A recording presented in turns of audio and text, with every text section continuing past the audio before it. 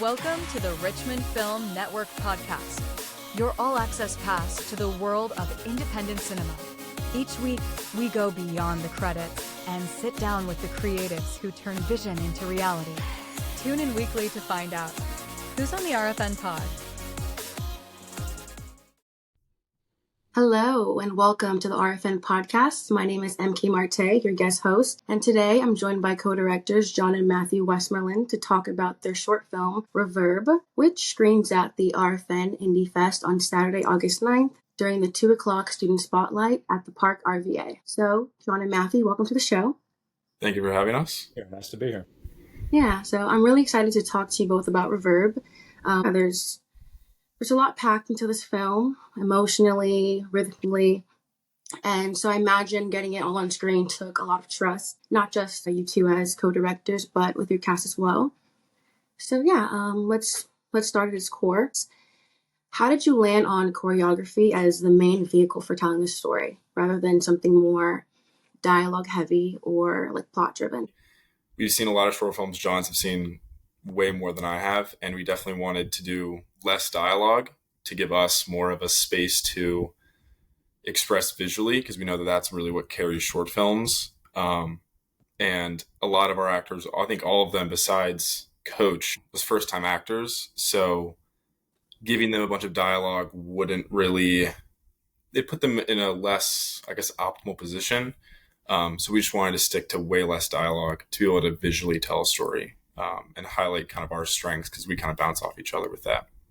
Yeah, first-time actors for film. I think a couple of them have done other things as well, but this was their film release. So we wanted to move away from like heavy dialogue, real long blurbs, because it feels like those can kind of slow a short film down a lot when you kind of get people talking for a while, back and forths.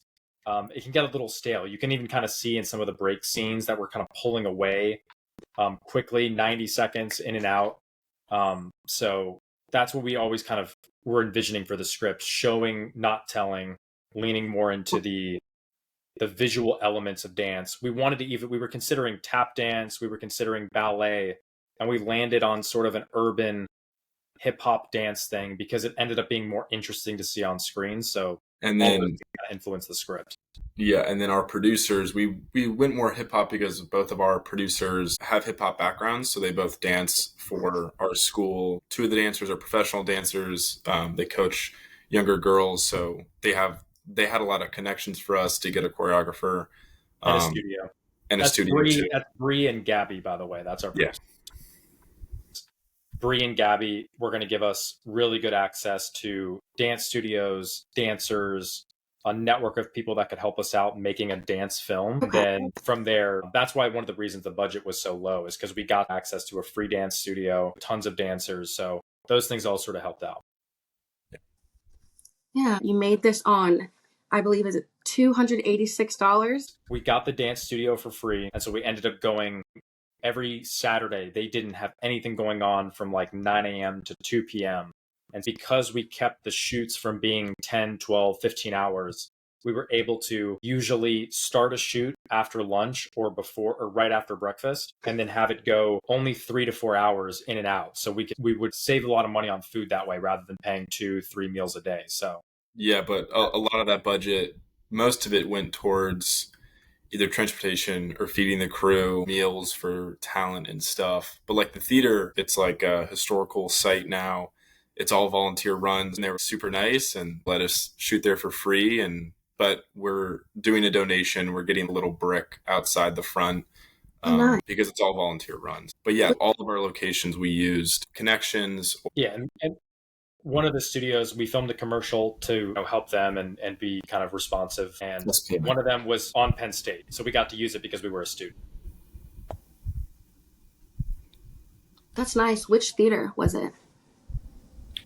It is the Roland Theater in Roland Theater in Phillipsburg. Yeah, Phillipsburg. That sound right? Kind of middle of nowhere, but yeah, it was 30 minutes from campus, though. Yeah. No, yeah, that's a good connection. It is. How late in the night did you guys end up filming for this? I see you have some night scenes. Yeah. So for the dance studios, the part one of the dance and part two inside in the studios, we had to black out the curtains because everyone's a student. So everyone has vastly different schedules. And our coach she's a stage actor. So she's also busy. So kept it very fast, very kind of like to the pace of the script really was kind of our schedule. But shooting outside, we went pretty late and we shot in the winter. So it was very cold. There was a night where we're shooting the outside dialogue and it was like 10 degrees. Like our tripods were freezing up and we couldn't pan or anything. We just had to like kind of run around. And then for the Roland, the day that we did all of the Roland in one day, I think it was like 8 a.m. to 4 or 5 or something. And that was the longest day. That was the longest day. And that was a snowstorm hit. And coach wasn't very excited about driving in the snow. So we were kind of like snowed into this super old theater. But they were very forgiving, I guess. But for the dance studio scenes, almost all of them, we blocked out the curtains, filmed it during the day to keep everybody on schedule. So for the dance stuff, it was almost always in the broad daylight and we just blacked everything out. Yeah, sometimes you have to cheat to stay ahead of time and your budget. So, yeah. And how did you manage to keep the morale and energy up on set? That's a good question. Well, have a good crew. It wasn't that difficult because they're friends of mine. I've worked with them before. Bree and Gabby are amazing. Lucas Hydock is a total workhorse, and Lucas Delaney is incredible as well. So you kind of just bring in all these different amazing people who love working hard, and then you kind of end up with a perfect storm. And then the cast is just, you get people like Kelly. I'm always ranting about. All the actresses are incredible, by the way, but Kelly really, really stood up and wanted to be a part of the production very seriously and kind of take it very seriously. So she really wanted to sit down and study and work and go through the character and sit with the script for a while and was coming to me with questions and notes. And that was really nice too, because she clearly wanted to carry the role as the lead. So it made everything easier when she was willing to show up for quick insert shots around campus or in a studio. Yeah. And Kylie, we were filming in the role and it was one of our longer days. And like John said, like having a good cast is so important because they were always so energetic. So it kind of gave us second wins. Dancing on set all the time. Dancing on set all the time. I mean, they're all professional dancers, so they would break into dance or practice the dance that we had choreographed with our choreographer. And me and John were setting up this shot of like this long down the rows of seats, and Kylie just kind of turns around and goes like, "We're never going to be this young again." And I was like so dialed in, right? So I guess we kind of pat ourselves in the back a little bit for finding those people. Yeah, were there any moments where exhaustion actually helped the authenticity? Yeah, I'd say that. We would make the girls to get that kind of heavy breathing, a little bit looser movements with the dance, look a little bit more exhausted, less precise. And then after 2 or 3 minute dance sessions where we're having them do the whole routine like 2 or 3 times straight, that's when it starts to set in, and then you get some really, really good takes. Yeah. A lot of the montage sequences are those takes. Yeah, we had them dance. We had them run the dance like 5 or 6 times on the last day as like we're done, but also like like John said, to get that kind of like worn out look, that tired kind of look. So yeah. Okay. Yeah. So first of all, the sound, I was a very big fan of the sound. The footsteps, the breath, the sweat, they definitely manifested to be its own score. How did you approach sound as part of an emotional rhythm of the film? That's all John. I pitched to the faculty that the arc of the story would be almost entirely told through the sound design very early on. So that isn't quite clear to most people how that's going to translate. And even with crew, until I kind of went through some of our early reads and was kind of playing some sounds to get the sense and give them the context that they need, like the ticking of the stopwatch, the breathing, like you mentioned, and this really climactic, loud crashing that happens in the dance scene. So all those things I sort of was building throughout the year, and then really got into it in the post-production phase where we wanted to lean into this song that came in at the last week or so, and then boom, we threw that over that last little final dance sequence, and we realized, me and Matt, once we had that track on there, that like that's probably the tone. We had a different song originally, we ended up going, it just doesn't quite fit, so we found that one and then fell together. Mm-hmm. That song is perfect. Yeah. I'm glad you went with that one. Very catchy. Did you find that sound sometimes carried more weight than visuals? I think I want Matthew's opinion on this too. I think it does for certain things. I think dialogue can, especially in a short film, wash out sort of the benefits that can come from just living in the moment, because you're not always saying out loud how you feel. So it's nice to have a contrast with silence, something that only the audience can experience. But I kind of want Matthew's opinion on this. Yeah, I think stories are a very visual thing, but I think film is like, it's very audio heavy. When you get into filmmaking, you don't always think about that part, and you can leave it out and it can show. Having visual moments that are reinforced with audio or sound design or kind of score, it can really like hit home the moments without having dialogue. How little dialogue there is, we cut a line or two to try to keep it under that like 15 kind of range. So using visuals and sound design was kind of like our bread and butter for this one.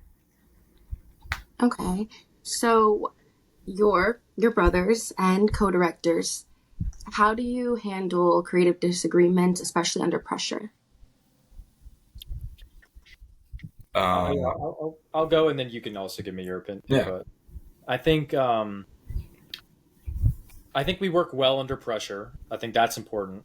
If both of us were weak when it comes to the moments that require a lot of attention, that probably wouldn't work so well. But we're both good in an environment that requires a lot of attention. We both have live theater or TV backgrounds, so we both had to know how to work with tight schedules, turnaround times that are really small. So that wasn't a problem under pressure. But we do have creative differences, and it's really nice, I would say, working with your brother, who you can just straight up tell anything you want to, and he's not going to be hurt by it. And that's something you're always having to navigate during the creative process. What should be in the story, what shouldn't.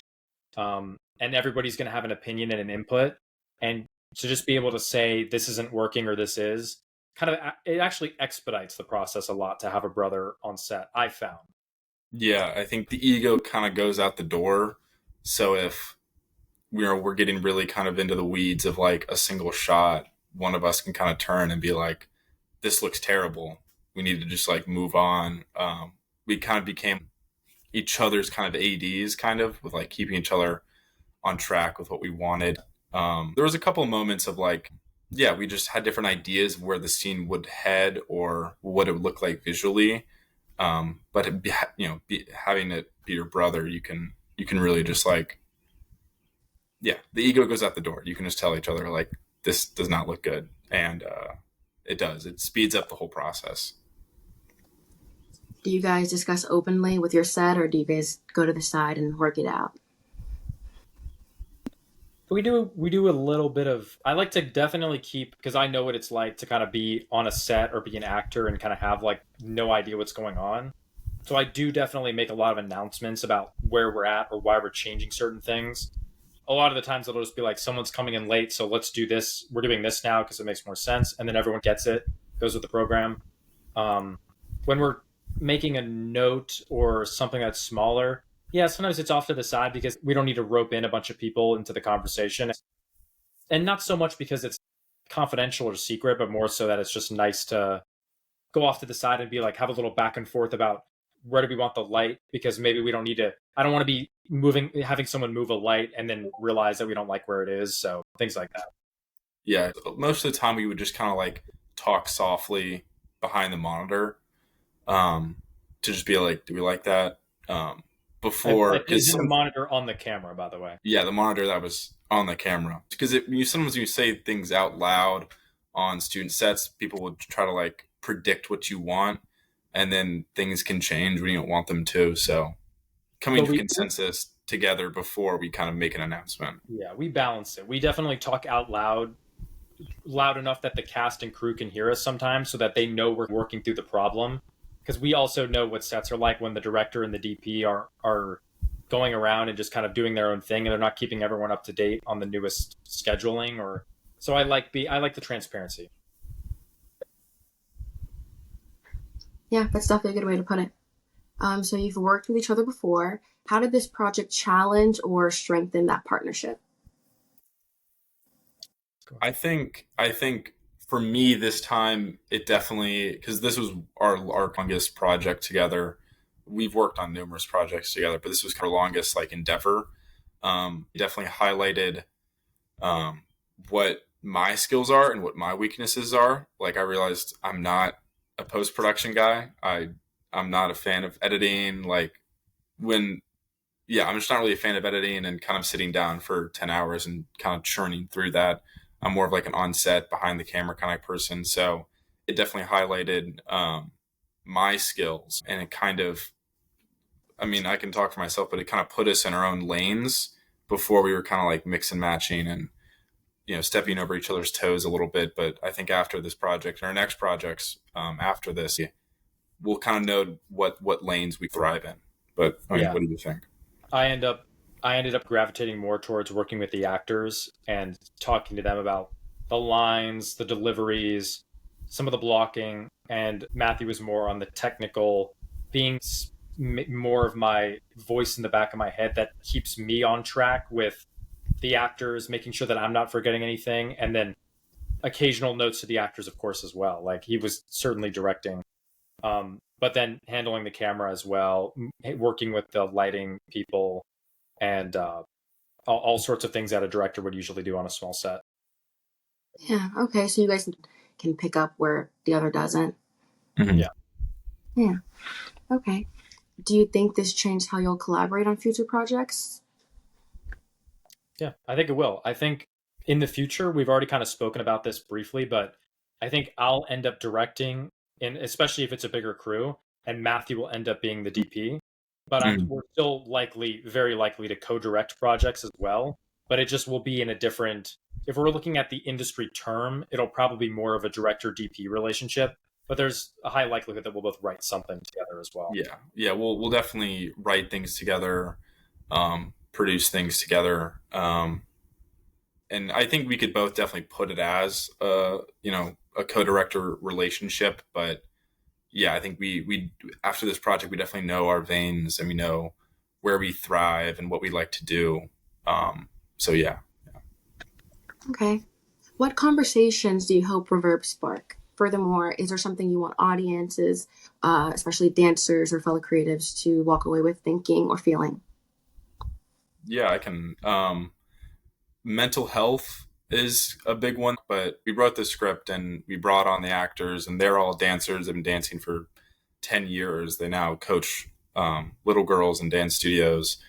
I completely relate to this with kind of oppressive coaches and long hours, and having it, you can kind of lose the love of the thing that you grew. And I've definitely done that. You grow up playing a sport or doing a hobby, and then if you get a coach that's terrible, you can kind of lose the love for it. And then of course all the stress that kind of comes along with that. So, but I mean, what do you think?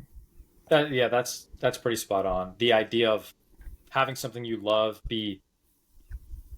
I wouldn't even make it about coach. I think it's more about reminding yourself why you do this thing in the first place. Somebody I know was a swimmer for many years, and she loved swimming, but she'd always say negative things about it. And I was like, why don't you just quit? Like, if you hate it so much. And she's like, no, but I love it. It's just, I'm always reminding people of the downside, but the upside is really nice. Like the team, the physical activity, the fun that I have there. And I think that's what Reverb touches on. I also think it's about work-life balance, maintaining yourself while you're being worked to the bone, making sure that you're kind of getting your own things done, maintaining friendships. And that's sort of, those moments are kind of touched on throughout the film as well, especially in the second and third act. Yeah, and also looking out for your teammates too. I think a big kind of arc is she kind of gravitates towards the newer girl, and that allows her to find her love for it again. So, All right. So, looking ahead, what direction would you say film looks like for you? So, are you staying in this experimental narrative space, or are you ready to explore something new? I think we'll probably end up doing more narratives. We're considering making a feature. That's what this whiteboard is in the background. But I would say for now, it's going to be short films, narratives. I mean, they could still be experimental. Who am I kidding? They could definitely be experimental. I'm not going to throw that out. I'm getting really into learning how to do the sound design at a professional level. And so I'd be really interested in doing some sound projects that are just as narrative as Reverb. Like, we're not going to go really far off the rails here, but adding more and more layers to the soundscape, the soundtrack, and then combining those into a project. Definitely, that's what we got cooking in the future. Yeah, I think it'd probably be sitting down and writing something, definitely a short film. Thinking about writing a narrative, which is said whiteboard. But yeah, kind of really hearkening back to like, him directing more and then me kind of being more on the camera side. So we're kind of finding our grooves with what we like to do most on set and kind of running with that. But we both like writing, and we both like sitting down and making a new story and making it interesting. So I think we're both going to probably stick to, narratives, but I think short films for now. But I think there is definitely a feature in our near future, probably. Okay. So, has Reverb influenced what kind of stories you want to tell going forward? Yeah, I did learn a lot about the stories I like to tell, some of the themes, the motifs that I like to touch on. We took a long time writing it for a reason. And I think, especially if we were going to do a feature, it would be something that's really personal to us and really, intimate to our circumstances. So I think it impacts how, looking forward, we can do better and what we can still do in the future. So whether that's doubling down on finding a good cast like we did this time, or going even farther in and improving the sound and the soundtrack and those sort of things, you can always improve. So yeah. All right. All right. So, what advice would you give to other students or independent filmmakers who are working on a tight budget? Definitely leverage every connection and every person on your set. We had PAs that came on that knew someone that we were able to get put in connection with. You can do a lot with a very low budget. For one of our locations, like, we were like, can we shoot here on Saturdays from whatever 8 a.m.? Like, they left the key under a rock outside their studio, and we were like, we'll make like a little ad for your studio. So giving them favors in exchange for time, that helps a lot, because then you don't have to just like pay money up front. And yeah, just be kind to everyone. That always goes a long way. yeah, I always boil it down to be kind, be nice. I always hate the word connections and networking. It just feels so abstract and so bureaucratic. I feel like, be nice to people. That goes so much farther than people think.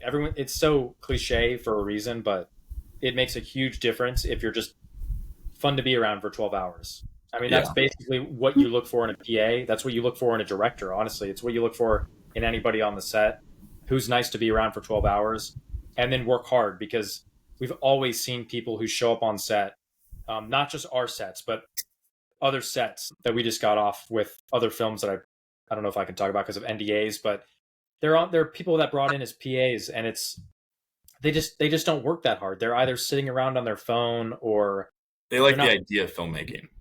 Yeah, they like the idea, but I don't think they actually know that it's kind of sitting outside for 8 to 10 hours sometimes, and that's the nature of it. So if you're going to have a bad attitude about having to, for example, this other film that we did, I don't think this is specific enough, but we had to put gloves on and then put mud on the outside of a constructed cabin so that the house would look more aged and weathered. It was a period piece. And some people were just really like lazily, just tiny little pieces of gravel and mud. And if that's going to be the attitude, it's not really going to, it's not going to be great in the future.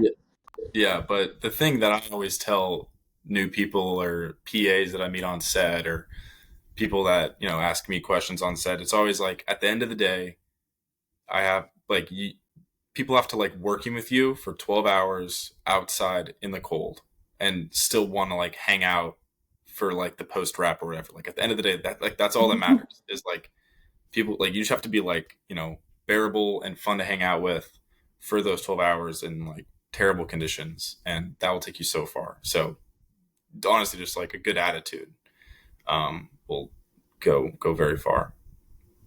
Yeah, I definitely heard you on that one. You gotta be fun to be around.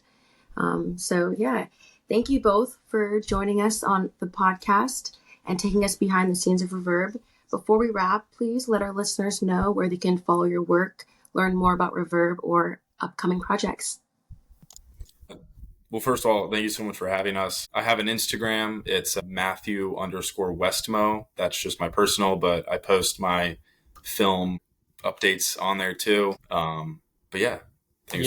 I just got an Instagram when we did Reverb. So I'm the Studio Sapien.